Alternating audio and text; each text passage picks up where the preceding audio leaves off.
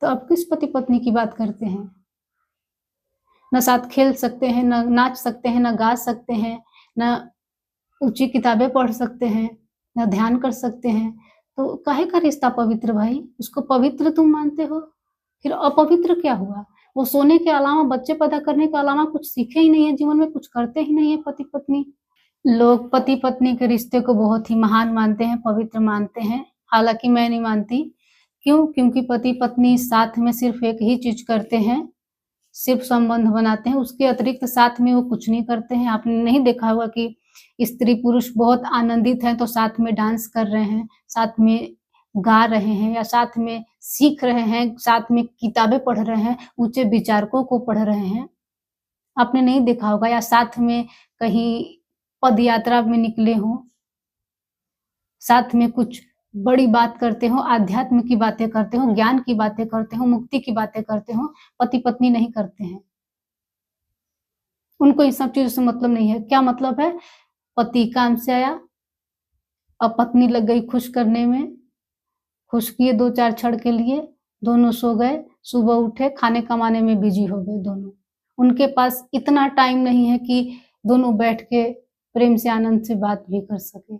और अब बात करते हैं कि पति-पत्नी का रिश्ता बहुत मजबूत होता है, बहुत पवित्र होता है। अगर पवित्र ही होता, मजबूत ही होता, तो ये कोर्ट के चक्कर कौन से पति-पत्नी लगा रहे हैं भाई? पहले के ज़माने में कोर्ट नहीं था, तो पत्नियों के साथ क्या होता था आप सबको पता है। ये पुरुष जो भी व्यवस्था बना देते थे, स्त्रियों के खिलाफ स्त्रियाँ लोग आके अपना मान लेती थी और चलती थी, क्योंकि उनके पास कोई ऑप्शन नहीं था। आज कोर्ट है, संविधान है, तो आज लड़ रही हैं अपने हक की लड़ाई। वो कौन से पति-पत्नी और कौन से रिश्ते की आप बात कर रहे हैं?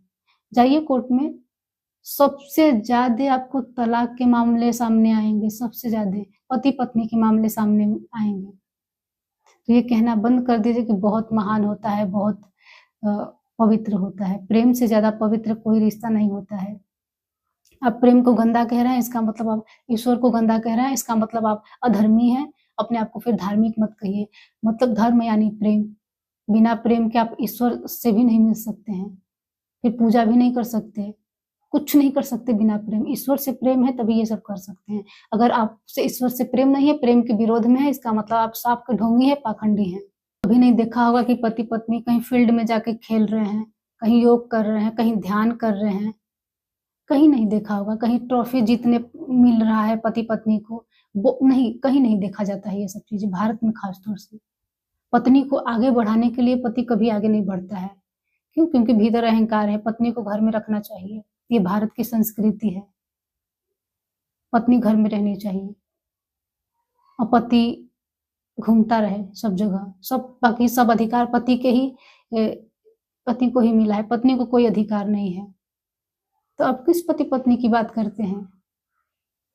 ना साथ खेल सकते हैं, ना नाच सकते हैं, ना गा सकते हैं, ना ऊँची किताबें पढ़ सकते हैं, ना ध्यान कर सकते हैं। तो काहे का रिश्ता पवित्र भाई? उसको पवित्र तुम मानते हो, फिर अपवित्र क्या हुआ? वो सोने के अलावा, बच्चे पैदा करने के अलावा कुछ सीखे ही नहीं है जीवन में, कुछ करते ही नहीं है पति-पत्नी। वो तो पशु भी करते हैं, तो इसका मतलब पशु भी पवित्र हैं, उनका भी रिश्ता पवित्र है। पवित्र माने क्या तुम कहना चाहते हो? पवित्र माने होता क्या है? बताओ पवित्र का अर्थ क्या होता है? कुछ नहीं पता है, शब्द सुन लिए हो, बस भाषण देते रहते हो तुम। यही कर ही सकते हो और कुछ नहीं।